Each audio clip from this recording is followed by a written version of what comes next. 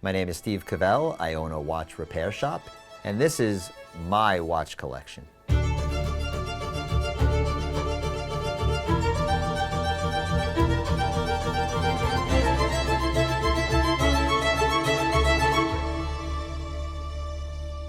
Steve, great to see you again. You too. I remember when we were just getting in together like 7 years ago. We were sitting down and came through your shop, and it's been 7 years to come back. But this time, instead of looking at Grand Central, we want to look at Steve as the collector. That's great. And the watches that you've amassed over the years. But for those that maybe aren't familiar with Grand Central Watch, tell us a little bit more about the company, what you do, because I think you have a really cool story, family-owned operation for multiple generations. I'd love to hear more. Sure. So my grandfather, Max Cavell, started the business in the 1950s. And my dad spent 60 years of his life there. And my wife works in the business. My mom has worked there. So it became a real family affair. But we had to expand beyond the family. We didn't train many watchmakers in my family. So we have a big staff, and the business really focuses on the service and the restoration of watches, as well as the resale of high-end and vintage watches. We also became a pretty large authenticator for a lot of big companies that need people to check watches. A lot of marketplaces will sell a watch, and then they need somebody to authenticate it before somebody takes ownership of that. So the business has actually expanded a lot in that area also. So with all those things said, that's why we have so many watchmaking benches now in the facility. And it was your grandfather that started the company, correct? It was. It's my grandfather, Max, and he was an immigrant. He came over from Belarus, and he was 16 years old. His first job, he made $5 a week. And then his boss didn't have enough money to pay him at the end of the week, so he'd borrow $1 from him at the end of the week. But somehow it was enough to live. He'd go home and give it to my great-grandmother. She'd give him a quarter to be able to travel and get lunch the next day, and so on and so forth. So a quarter actually went somewhere in those days. I don't know. A little different now. I don't know what that would do nowadays. Maybe a gumball, but that maybe not even. Maybe not even. I don't know. It depends which machine. Probably. I came here 7 years ago to see your cool shop in Grand Central Terminal, which is really unique if people ever stopping through. But you also have a very robust team of watchmakers here. Sure. What is it like as somebody that has this background in the watch industry, and you've seen so many cool pieces, I'm sure, for service? Like, how has that influenced your way around collecting and things that you really aspire to want to have? Definitely. It's a great question, and I really regret not being born in the day and age where you could have been drawn in by all the information of what watches really mean. I understood Rolex like everybody else, but I didn't understand the Omegas and some of the important pieces and some of the unique things that you'll even see here. So I definitely, I've seen it all. I've been through all the generations. I was basically born there in the 1970s. I was in that store. And that was the start of the secondhand watch business. It almost started between my dad and my grandfather in that little space downstairs. So, yeah. So Steve, let's start at the top right, because we all start somewhere with our collection. We have two watches here, seeing a lot of vibrant colors. When we were looking at some of the collection, I saw like a text get sent over, like some of the watches. I heard Superman, so I'm thinking maybe it's a Yema Superman. No, we have an actual Superman watch in a Rams watch. Tell us more. That's correct, yep. 1970s pieces. I became a diehard Rams fan in 1980. I knew nothing about football. Quick story, two best friends. One was a Steelers fan, Rams fan. They played each other in the Super Bowl that year. And I was always an underdog guy, and sure enough, like this little watch, the Rams were a 13.5-point underdog. And they got their butt kicked in the second half. But I stayed with them the whole time. And over my right shoulder there is the Rams trophy of when they won the Super Bowl in 1999. I don't know what that's like as a Cleveland Browns fan. So, yeah, no, I'm sorry. I'm sorry. Yes, maybe you should have this. But this is a watch that my parents bought me. They knew I was a Rams fan. And as you could see, it looks like a kid's watch. I mean, it looks like a lady's watch, but this was a child's watch back in the day. And it happens to be mechanical. And it's got the old LA Rams helmet on there. Still running? Yeah, and it's still ticking. And I tell you, I haven't serviced this watch, I don't think, ever. Really? So that is pretty amazing that a kid's watch is still ticking. And so that was the official first watch you ever had? I believe the Superman was the first. Superman was the Because first. I remember I didn't become a Rams fan until the 80s, but in the 70s, which is when this is from, it even says 1977 on the dial, that's, you know, I was born in 1970. So somewhere between the early 70s and now here, I mean, my dad gave me this watch. This is the first watch I remember my dad giving me. So, and then I found it, and that I still own it, because at one point I couldn't find this watch for like 10 years, you know, and then I found it in a drawer in my mom's house and so on and so forth. What do you think about looking back to these watches now, seeing where your career has gone, but also your collecting has gone, like when you look at those? Yeah, I mean, once again, it makes me think that I didn't know anything about collectability. I really just knew that I love Superman, it was like my first watch, I love the Rams. I still didn't bring it to this. This was my first step in watch collecting. This is a great story. I used to go to all the watch shows, and the shows were big shows where, you know, you'd go and a guy would have 4 or 5 million in a table, and those were like the national shows. But there were the little local shows. They were usually in Long Island or Westchester. And it was old guys with clocks, and then there was a handful of good dealers and a few sharks that showed up, because they showed up everywhere. So if you didn't get to that show, it started at 9. If you didn't get there at 7:30 to buy in the parking lot the good watch, the 1 or 2 good watch, there was nothing really to buy. So I showed up late, and I go in, I'm not going to be able to buy anything. And I'm walking around, and like a light shining from the sky, there's this guy who I had never seen at the shows before. And he was a little quiet and a little shy, you could tell. He was, you know, there was something about him. He just wasn't a talkative guy. And this watch is sitting in the middle of his showcase. And right away I'm like, all right, it's fake. Well, what's wrong with it? Because how could every shark and everybody an hour and a half into the show not have picked this up? I pick it up, and once again, you see it's a Meters First dial. Look how it's aged. Beautiful. I didn't know from those things back then. I just knew it was a sub, and I knew it was collectible. So I said to the guy, how much you want for this? He goes, first of all, it was my father's watch. I wasn't sure if I was going to sell it or not. I said, how much you want? He said, I want $1,500. And I knew it was worth $2,500 or more. That much I knew. So like, you can't help yourself. At a show, you always have to go. I said, could we do $1,300? He says, I like you. I'll do it. Wow. And I bought this watch, and I never thought about selling it. And that was really like when I started to learn and research and understand what this watch was. So this was really the gateway for a lot of your collecting. This was, and I was probably about 25 years old at the time. It was probably like 1995 when I bought this watch. So you have 5513, and then we have another sub here. You seem to like Submariner, clearly. Then you have a Loved subs. 1680 red sub as well. 1680 red So tell us more about this one. Yeah, so this one, honestly, was my cousin's watch. He bought this, and he would not give it up. And I didn't even think about asking him, because he was also a sub guy. And then we had this this gentleman named Armand, and he was the service manager for Rolex New York for 25 years. And then he retired. He became a physical therapist. And then he started working with us. He would come by, and whenever we needed something, we'd ask him, he'd bring it. And before you knew it, he was working in the store with us, and he was fixing watches for us. So he ended up completely restoring this watch for my cousin, and even to him, and this was somebody who knew everything about a Rolex.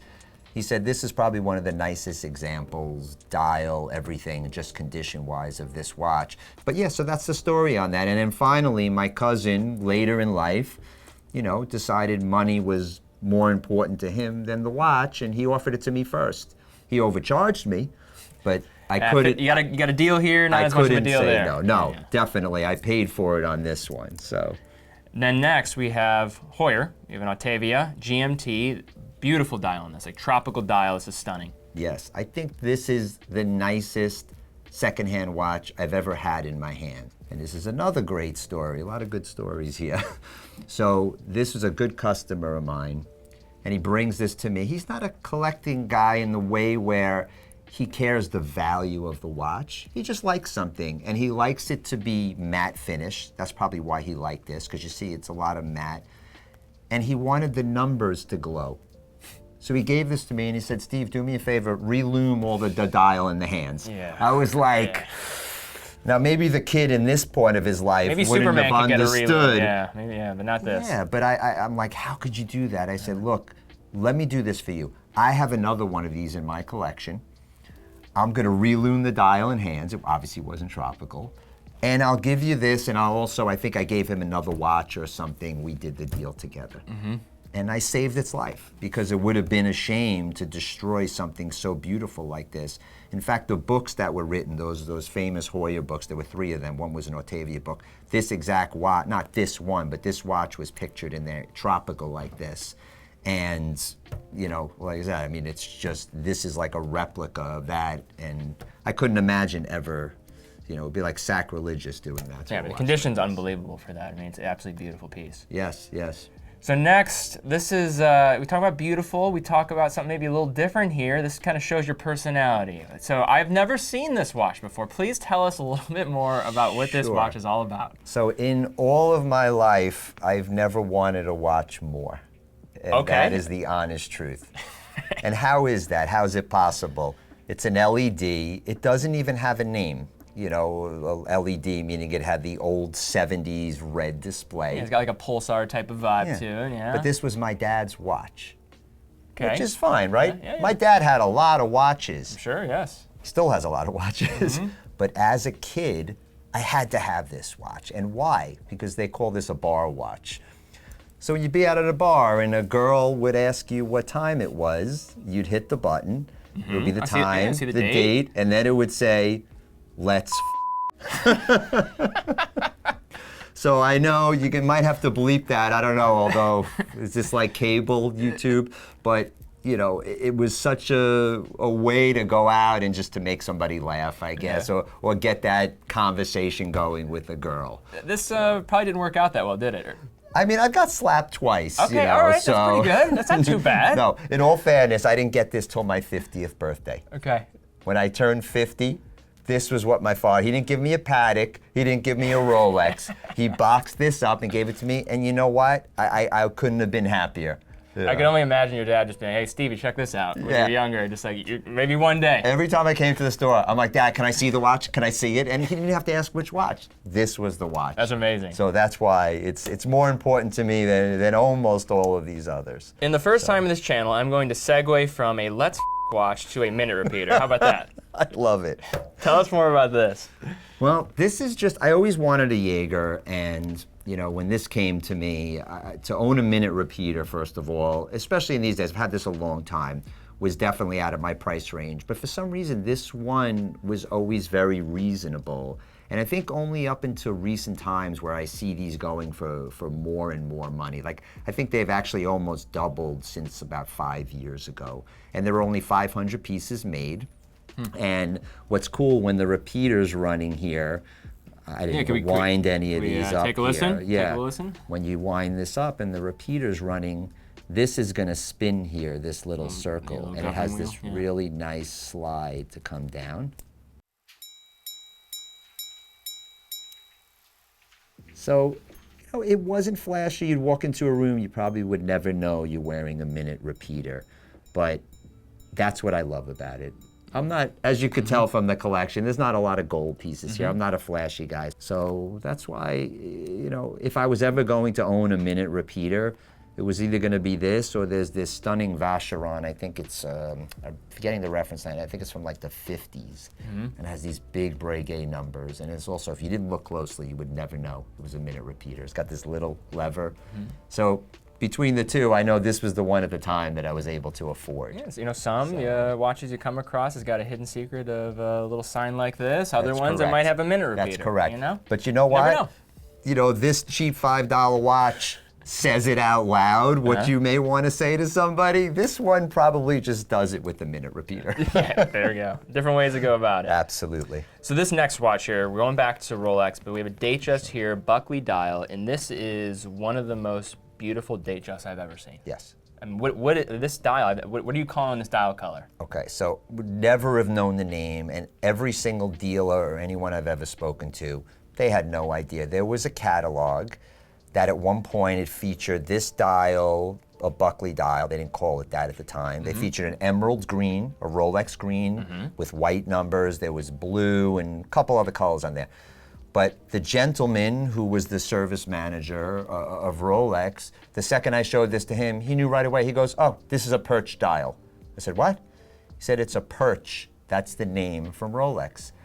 And floating around all my travels, all my watches, all my shows, I've only seen one other one. It's a gentleman named Carl. He's pretty well known in the industry. He owns one, but it's in a gold case.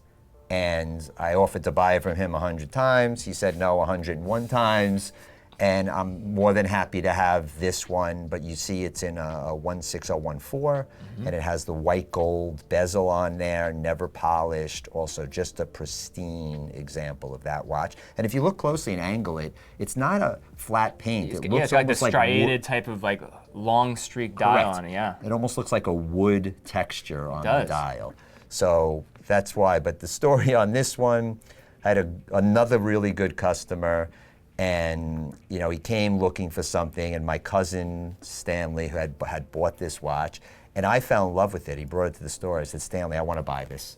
He said, because we butted heads. I was the young kid, and he was my dad's first cousin. They were the same age, and they were like best friends. So whenever I wanted something for myself, he always said no. So he brought it. I said, "I got to have this watch." He said, "Nope, we're selling it in the store." So I ended up selling it to a good customer of mine. And for years, this customer would come back, and I'd always ask him how the watch was doing, because he knew I loved it. I told him I wanted to keep it, but I'm happy he's buying it. And maybe 15 years later, he comes and he says, "Steve, I want to sell a few watches back to you. I want to reduce the collection." I said, "Oh my God," like I'm foaming at the mouth. This is my moment. And he pulls out the first one, it's like a steel Air King, and then he pulls an Omega out. And the last one, I'm literally about to fall over the counter, and he pulls this out. And I said, "Okay, I think I'm interested, I think I'll buy these 3. And I don't even remember what I paid, more than he paid for sure. But once I got it back, I'm like, I am never, ever letting this go again. My kids will inherit this one day. Maybe my favorite watch on the table, to be honest with you, so far. Thank you. Well, outside of this, bad boy, obviously. Of course, that's a given. That's that the doesn't story. count. That's amazing. Now, 1016. You seem to like 1016. You got a beautiful tropical dial on your wrist, but this one comes with a story. That comes with a story. It's a sad story. I had a very good customer, Charlie, and unfortunately he passed away, too young. Really nice guy, and I became friendly with his wife, and she sold me a few of his watches, but one I promised her, and I said, I'm keeping one for myself because, like I said, he was important to me. Anytime he came, he always he took time to tell me about his life and so on and so forth. So that's why I have this one. It happens to be a beautiful example of a 1016. So I would have had it without the story. I would love to have a watch like this in my collection.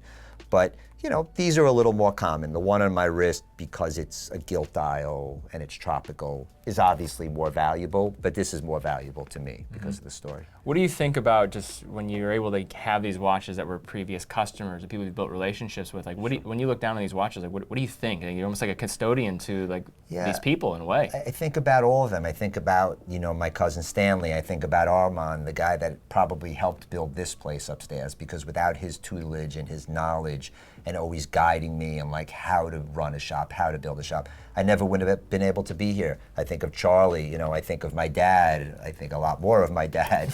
I think about just, the rarity of something to see, such an iconic watch, the Buckley dial, but to see the only time you've ever seen this version of it, makes me, think even of John Buckley sometimes and, icons in the industry and people that you've heard their names. And like I said, I'm doing this since basically 1990 that I'm working in the watch business full time. So many different people have come into my life, and having all of this always gives me a reminder of all of them. Yeah, that's fantastic. Yeah. So this over here, we have a little bit more of an eccentric piece here. So as a guy from Ohio, a brand that was founded in Cincinnati, you got a Gruen jump hour. Yes. This is awesome. I love this watch. I'm going to let you do it. Oh, please. I'm going to let you do it. So basically, those at home, take a look at all those hour markers, and as you advance past 12 o'clock, so we have the standard traditional 1 through 12 that will appear. Watch all those geometric housed markers, boom, boom, and bam, slaps forward, and you get the 13 to 24 scale. So it gives you that full 24-hour view, and will snap every 12 hours. In a watch, you would never think of it. Like you look at it, it's such a simple watch. It's a gold-plated case, but look how cool, like the lollipop hand on it, and just the diamond-shaped hour markers with the other circular shapes. Like there is so much design going into that watch that the second I saw this in this condition, I was at a watch show. It reminded me of my childhood. Being in the store in the the 80s, or whenever this was, because this watch was always there. For some reason, we always had one of these for sale. It was around. It's not around anymore, but it was. And that was one of my favorite things to do, was get that jump. It was cool. And I don't know, so that also reminds me of my childhood, and that's why I had to have it in my collection. And the fact that you told me, Ohio, it had to be on the table. I mean, it definitely took precedence over some pretty other cool watches that I had. That beat out a 6542. But it's all about but it's all about the story, and I think it's not about how much money you spend on things. Clearly, that's not what this is about. Correct. We're looking at Rams watches, Superman, let's Gruen, I love it. So we're all over the map. But all that seemed to go together, football and that, and so. And then Steve, to finish off here, we have two Speedmasters, something more in a familiar form with the Ed White, but then we have something very special, cool story behind it at the far left. So maybe we start here with a more familiar face. Sure. And then move our way over. So the Ed White, was the first American to walk in space. So it's a very iconic watch that was on his wrist while he was doing that. The watch, actually, this model, the 105003, -63. This was introduced in 1963. That's what the -63 was. The one that Ed White wore was the -65, but this is the earliest version of that watch, and you could see it's just the two lines, Omega Speedmaster written on the dial. Really mint example, almost perfect bezel, dot over the 9. Original pushers, original crown, original bracelet to the watch, the correct bracelet.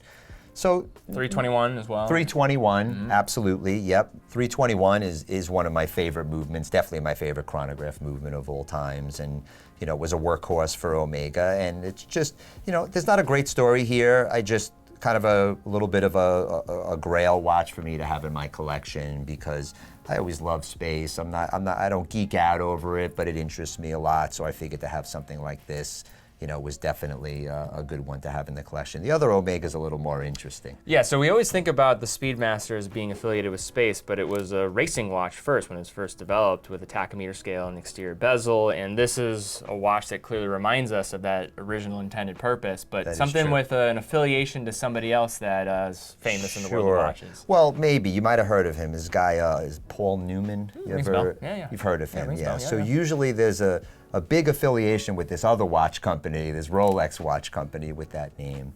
But people probably didn't know that Paul Newman fell in love with racing when he did the movie Winning. And he started his own racing team. He raced the Le Mans 24-hour. He placed second. And then in the 80s, he started a racing team with Carl Haas. And in 1997, one of their drivers, Michael Andretti, actually became an ambassador of Omega.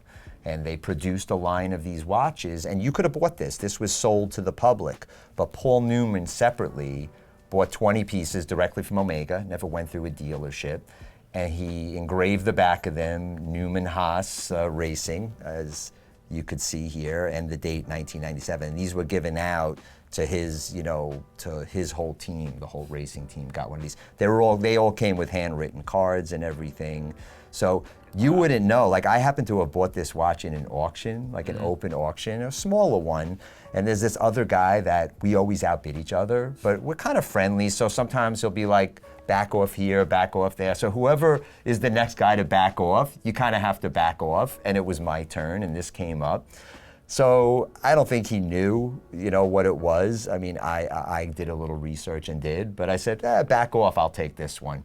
And that's how I ended up with this. But this came with the whole packaging, the tire that pulls apart, and inside you see the watch lays inside there, and it has all its paperwork and everything. So just to be anything affiliated with Paul Newman is pretty cool. Always. But a Speedmaster affiliated with Paul Newman. Right, and with this blue dial, with the racing on here, with the attachment to Michael Andretti, I just think it's something that I'll probably never sell. This is also the original strap with the original buckle on here. So definitely another very cool watch, very unusual watch to have in the collection, being that there's only 20 pieces that were made. Well, Steve, thank you so much for this. I mean, this is a perspective into a unique lens in the industry, because you've seen so many watches over the years. You've been running this company. You've been operating this as a family operation for a long time, and that's why I really asked that question around how has this all influenced your collecting, and it clearly has. I mean, you've built connections with people, you've built connections with brands, and I think what you've been able to amass as a small part of your collection as well. Like, this is just scratching the surface, but some ones that are very special to you. I mean, really appreciate you taking the time to do this. Yeah, no, I appreciate it, and you'll have to come back again. I always enjoy doing this with you, but you have to wear a different watch next time you come here. Yeah, so I came here 7 years ago. I was wearing a Nomos Orion. How funny is that? No, it's really, I have like 40-something watches probably, Right. and I'm wearing this. I mean, I do have an event today, Sure, so it's I got to wear a understandable. Nomos, but it's a weird coincidence, huh? But I'm saying, if you have to buy a watch, in Grand Central's terminal, there's this great watch place called Grand Central Watch. Come down and we'll fit you up. Yeah, maybe we go downstairs and figure that out. Good idea. Steve, thank you again, man. Yeah, this was a real pleasure as usual. Thank you.